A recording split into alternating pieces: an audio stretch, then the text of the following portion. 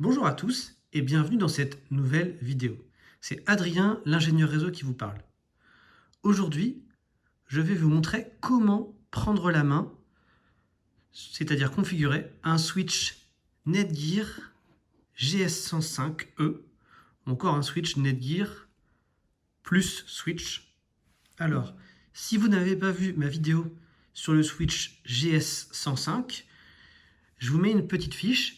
Le switch GS105, c'est un switch non manageable, alors que le switch GS105E, c'est un switch manageable. Ça veut dire que vous allez pouvoir, par exemple, créer des VLAN. Mais la première étape, c'est déjà de prendre la main sur le switch, c'est-à-dire de pouvoir le configurer et, par exemple, créer des VLAN. Alors, vous avez besoin du switch, il est branché sous tension. Vous avez besoin d'un PC ou d'un Mac avec un port RJ45 et un câble. Donc, vous branchez le câble. Alors, vous pouvez le brancher sur n'importe quel port, mais je vous dis le port 1. Voilà, vous le branchez comme ça. Vous voyez que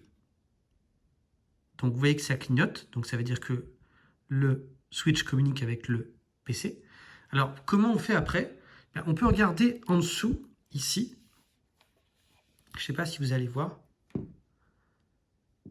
Alors, est-ce que j'arrive à vous...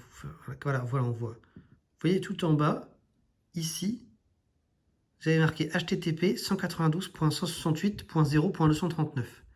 Ça, c'est l'adresse IP qui est déjà configurée sur le switch par défaut. Et vous avez le password, donc le mot de passe, qui est password, tout simplement.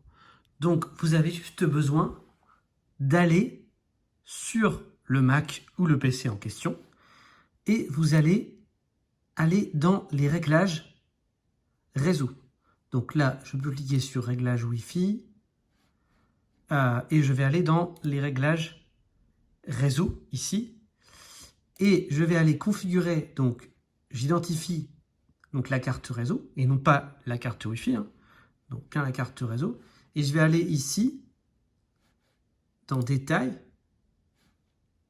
TCP/IP et je vais manuellement entrer l'adresse IP, une adresse IP. Alors, je vais rentrer 192.168.0.100 par exemple.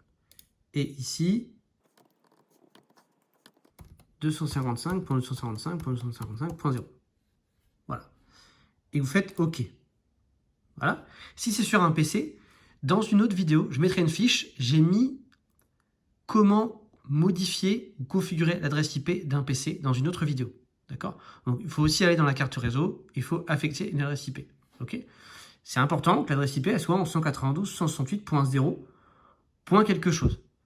Pas la point 239 parce que c'est celle du switch. D'accord? Donc ça peut être la point 1, la point 2 ou autre chose. Méfiez-vous de la point 1 parce que si vous êtes par exemple chez un opérateur, vous risquez d'avoir cette adresse IP qui est configurée sur votre box. Dans ces cas-là, je vous recommande de couper votre Wi-Fi. Donc, vous pouvez par exemple couper votre Wi-Fi ici. Ok, voilà. Si vous êtes, ça peut fonctionner, mais attention, ne prenez pas souvent la 0.1, prenez la 0.2, 0.10, 0.100. Évitez la 0.1. Ok.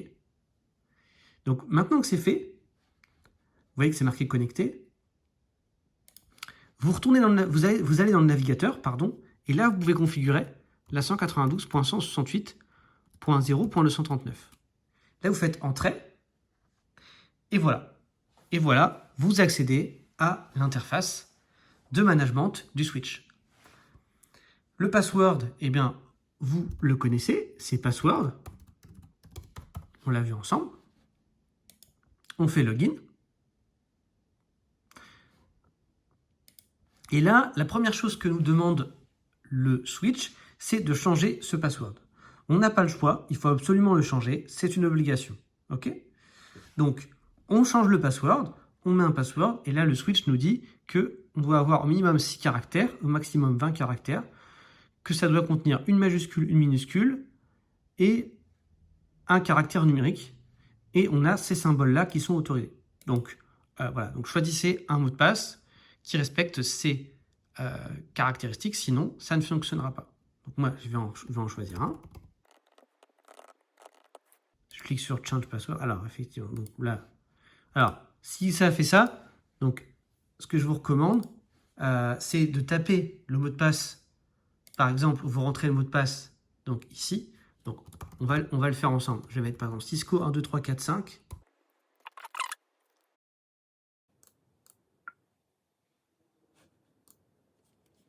Voilà, vous faites copier, et vous faites coller, coller, change password, voilà. Voilà, donc là, le password a été changé, et vous pouvez, du coup, on vous demande à nouveau de vous authentifier, et donc là, je m'authentifie avec le password, Cisco 1, 2, 3, 4, 5, point d'exclamation que j'ai mis ici. Et je fais login. Voilà, et là, ça y est, j'ai maintenant accès à la console d'administration du Switch. Donc, voilà. Alors, je vais pas poursuivre la vidéo beaucoup plus longuement, puisque voilà, l'objectif, c'était de prendre la main sur le Switch. Donc maintenant, c'est bien le cas, c'est fait. On a la main sur le Switch Netgear.